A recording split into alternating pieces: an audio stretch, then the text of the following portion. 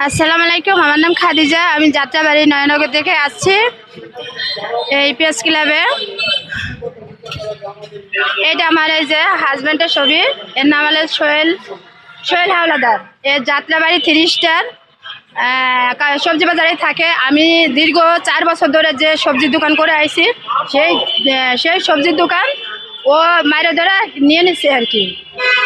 দাঁড়াও ভাই, একটা মিনিট, আমার একটা কল আছে মনে কি। আসসালামু আলাইকুম, আমার নাম খাদিজা। আমি নবমুসলিম। আমি যাত্রাবাড়ি নয়নগরের থেকে আসছি এই যাত্রাবাড়ি প্রেস ক্লাবে। আমার স্বামীর নাম সোহেল হাওলাদার।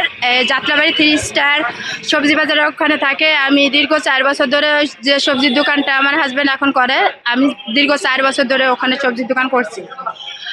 আমাকে আগে একটা মুসলিম হুজুর দিয়ে আমাকে একটা হুজুর দিয়ে আগে আমাকে বিয়ে করবার ছিল, কিন্তু সেখানে কাবিন করেছিল না। তারপর একদিন আমাকে মারধর করে। আমি যাত্রাবাড়ি থানাতে একটা অভিযোগ করি। এসআই ছিল ফারজানা ম্যাডাম। তারপর ফারজানা ম্যাডাম আমার হাজব্যান্ডকে ডাকছিল। আমার হাজব্যান্ড 2টা বিএমপির লোক নিয়ে আসছিল। বিএমপির যে বড় ভাই ছিল, ওনার নাম হলো লিটু ভাই। যাত্রাবাড়ি থানাতে বসাবসি হলো। তখন বলল যে আমাকে 3 লক্ষ টাকা দিবে আমার হাজব্যান্ড। আমি কোনো টাকাই নিতে রাজি না। তারপরে যে ফারজানা ম্যাডাম ছিল এসআই, সে বলছে যে আমাকে 5 লক্ষ টাকা দিয়ে আমার যাত্রাবাড়ি থানাতে আমাকে বিয়ে পড়াই দিবে, কিন্তু আমার হাজব্যান্ড মানছিল না। তার কিছুদিন পরে যাত্রাবাড়ি মুরগিরপটির ওখানে বক্কর ভাই নাম করে একটা বিএমপি নেতা ছিল, সেই নেতার ক্লাবে নিয়ে গেছে। সেখানে আমাকে বলল যে 1 লক্ষ টাকার কাবিন করবে, 30,000 টাকা উসুল থাকবে, 70,000 টাকা এমনি থাকবে। কিছুদিন পরে 70,000 টাকা আমাকে দিবে, রাজি কিনা? সেখানটাও আমি রাজি না। তার কিছুদিন পরে শনি একটার যে বিএমপির ক্লাব ছিল, সেই ক্লাবেও গেছিলাম। সেখানে 3 লক্ষ টাকার অফার দিছে। আমি 3 লক্ষ টাকার কোনো অফার মানি নাই, কারণ আমি চাই যে মুসলিমের অধিকারটা চেয়েছিলাম, কিন্তু আমি টাকা পয়সা কিছু চাইনি। তারপরে আমি আরও যাত্রাবাড়িতে অনেক ক্লাবে গেছি, কিন্তু সবাই একই প্রশ্ন যে টাকায় আপোষ করতে হবে, কিন্তু আমি টাকায় কখনো আপোষ মানে নিই নাই। 2 নভেম্বরে যে যাত্রাবাড়ি আড়তের ভিতরে একটা ডিবির পুলিশ, আদতে সেই ডিবির পুলিশটা ভুয়া না ছিল কিনা আমি সঠিক বলতে পারবো না, কিন্তু ডিবির পুলিশটা সিভিলই ছিল। আমাকে আমার জামাইকে ধরার পরে বলল যে তোমার কি লাগে? তখন আমার হাজব্যান্ড বলল যে আমার ওয়াইফই লাগবে, কিন্তু যাচাই বাছাই করে দেখে যে আসলে আমার তো মানে সঠিক বিয়ে হয় নাই, আমাকে তো রেজিস্ট্রি কাবিনই করেনি আমার জামাই। তখন ডিবির পুলিশ বলল যে আমাদের অফিস নিয়ে যায় আমাদের বিয়ে পড়াই দেবে। ওখানে আওলাদ ভাই নাম করে যাত্রাবাড়ি আনারসপট্টিতে, ওখানে আওলাদ ভাই নাম করে যে লোকটা ছিল, ওখানে তার ক্লাবে নিয়ে গেল তার লোকজনে। নেওয়ার পরে তখন আওলাদ ভাইয়ের লোকে বললো ঠিক আছে আমাদের ক্লাবে বিয়ে পড়াই দেবো। 3 নভেম্বরে আমাকে বেলা 9টা থেকে রাত 9টা পর্যন্ত বসায় রাখছে। আওলাদ ভাই তখন ওখানে আসে। আওলাদ ভাই আসে বলছে যে খাদিজা, আমার নাম খাদিজা, আমাকে বললো যে খাদিজা তোমাকে 3 লক্ষ টাকা সোহেল দিবে, তুমি ওকে ছেড়ে দাও। তখন আমার দাবি ছিল যে না, আমি আমি মুসলিমের অধিকার, মুসলিমের শুধু অধিকারটাই চাবো, আমি শুধু মুসলিমের অধিকারটা চাই, কিন্তু সেখানে আমি রাজি ছিলাম না।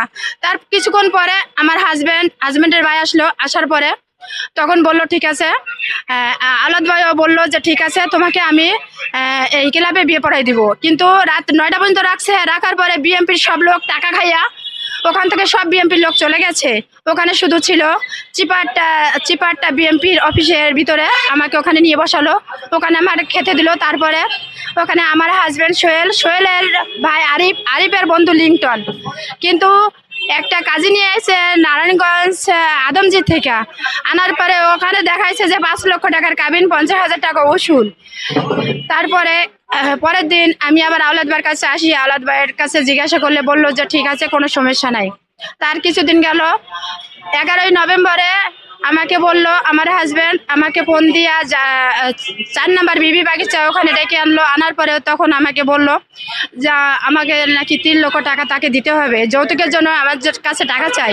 কিন্তু আমি টাকা না দিয়াতে আমাকে অনেকে মারধর করে। 12 তারিখে আমি ঢাকা মেডিকেল হসপিটালে ভর্তি ছিলাম। 17 তারিখে আমাকে রিলিজ দেয়। আবার 17 তারিখে আমি বিএমপির সেই ক্লাবে গেছি, কিন্তু বিএমপির যে নেতা ছিল আওলাদ ভাই আমার হাজব্যান্ডকে তখন ডাকে বলছে, কিন্তু তারপরেও আমার হাজব্যান্ড তার কথা শুনে নাই। তার কিছুদিন পরে আমি যাত্রাবাড়ি থানাতে যাই, আবার অভিযোগ করি। অভিযোগ করার পরে তখন একটা রনি সাংবাদিক ছিল, সেই রনি সাংবাদিক আমাকে বললো ঠিক আছে তুমি এসআর কাছে যাইও না, আমি তোমার বিষয়টা দেখতেছি। তারপর রনি সাংবাদিকের লোক নিয়ে যাত্রাবাড়ি আড়তে আমার যে দোকানটা ছিল আমার হাজবেন্ড করে সেই দোকানে আমার সাংবাদিকের লোক নিয়ে মিডিয়া করলো, করার পরে আবার আওলাদ ভাইয়ের অফিসে গেল। আওলাদ ভাই তখন আমার হাজবেন্ডকে ডাকলো, ডাকার পরে তখন বলল যে তোমাকে প্রতি মাসে 7,500 টাকা দিবে। সেটাও মেনে নিলাম। মেনার পরে তখন রনি সাংবাদিক বলল আমরা বসাবসি করে তোমাকে একটা সমাধান করে দেবো, কিন্তু আদতে রনি সাংবাদিকও আমার জামা থেকে টাকা খেয়ে কিন্তু সেও সমাধান করে নাই। আমার ভিডিওটাও কোনো প্রকারে ছাড়ে নাই বা মানুষকেও দেয় নাই। আমার ভিডিও আমাকে দেওয়ার কথা ছিল। সে আমাকে বলছিল খাদিজা আমার মায়ের দুধের কসম দিয়ে বলতেছি তোমার ভিডিও তোমাকে দেবো, কিন্তু আমার ভিডিওটাও ছাড়ে নাই, আমাকে দেয়ও নাই।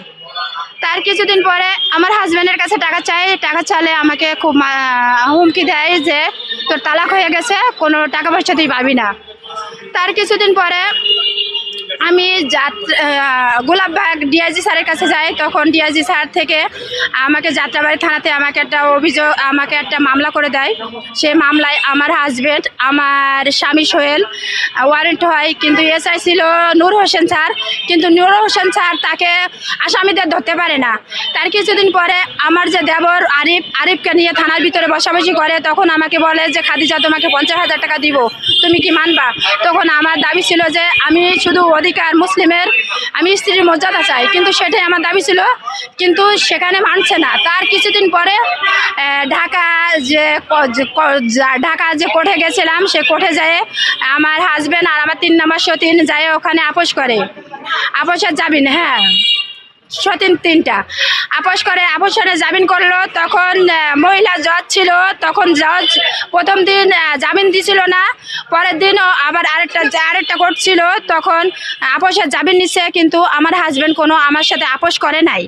তার কিছুদিন পরে তদন্ত হলে তদন্তটাও আমার খেয়ে দিছে। তদন্ত আমার কোনো রিপোর্ট ভালো দেয় নাই, আমার কেসটাই খেয়ে দিছে। ফিরে আবার আমি লারাজি দিছি, আবারও আমার সিআইডির কাছে তদন্ত দিছে। আবার আমাকে হুমকি দিছে এই মাসের 18 তারিখে 2026 আমাকে অনেক হুমকি ধুমকি দিছে, আমাকে তুলে নিয়ে যাবে, মারে ফেলাবে।